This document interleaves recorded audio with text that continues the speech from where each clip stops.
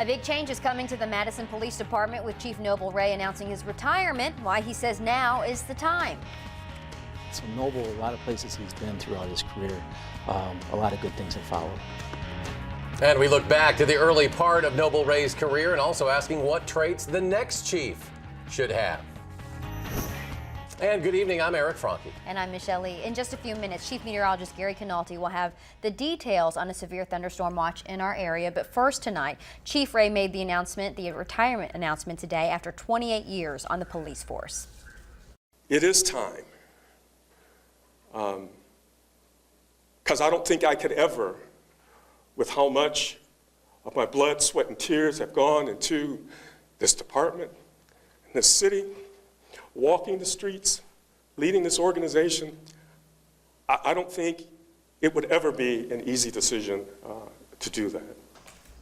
An emotional chief there. The chief says he's keeping a promise to his family by retiring. Wray says he delayed his decision when Paul Heenan was killed. Officer Stephen Heimsness investigated and his entire staff checked for their conduct. Wray says his last day could be around October 1st and he plans to do police consulting for a short time while trying to figure out what to do long term. The night team's Theo Keith has continuing coverage tonight asking who should replace Wray. Hi, Michelle. The mayor says the next chief should be more of the same. Noble Wray had an impact on Madison long before he became chief. I grew up in this organization. I took the job at age 23. In a couple of months, I'll be 53. Noble Wray started out as a Southside patrol officer. In 1987, he became part of a new initiative, neighborhood policing.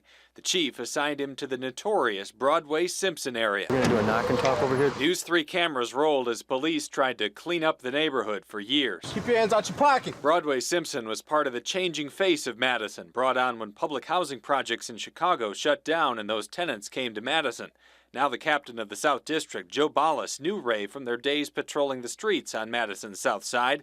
They also lost their fathers at a young age, something Ballas says helped make Wray a leader. When you grow up in a family, any single parent family, their kids have this extra sense of responsibility, I feel like, and this dire need to kind of succeed. Wray's responsibility grew over the years, first as neighborhood officer, then as right-hand man to Police Chief David Cooper, then South District captain, and now 9 years as chief. I think he leaves with two different things in mind. One, tremendous respect for his professionalism, and secondly, beloved. Madison Mayor Paul Soglin says his confidence in Wray's leadership never wavered over a difficult past year. Community leaders say Wray leaves behind a legacy of improved safety in the city.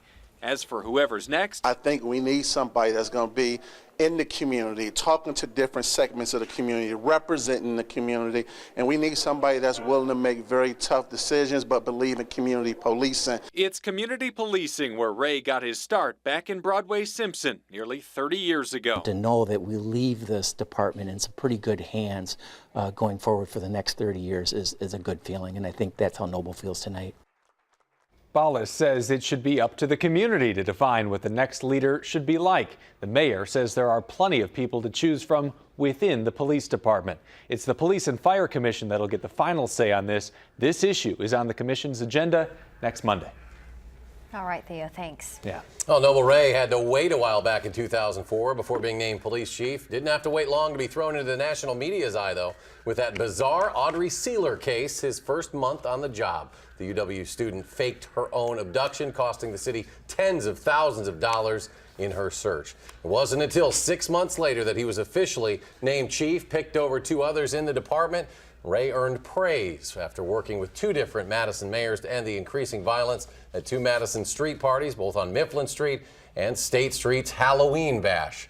But his tenure was not without some challenges, including the murders of UW Whitewater student Kelly Nolan, last seen alive in downtown Madison back in 2007, and Brittany Zimmerman's West Doty Street murder in 2008. Both remain to this day unsolved. But the most scrutiny came from last year's shooting death of Paul Heenan by Madison officer on South Baldwin Street, Stephen Heimsness. It ultimately led to Wray filing a complaint to fire the officer before Heimsness himself agreed to resign. Again, Chief Wray will officially step down around October 1st, with Assistant Chief Randy Gaber taking over as acting chief.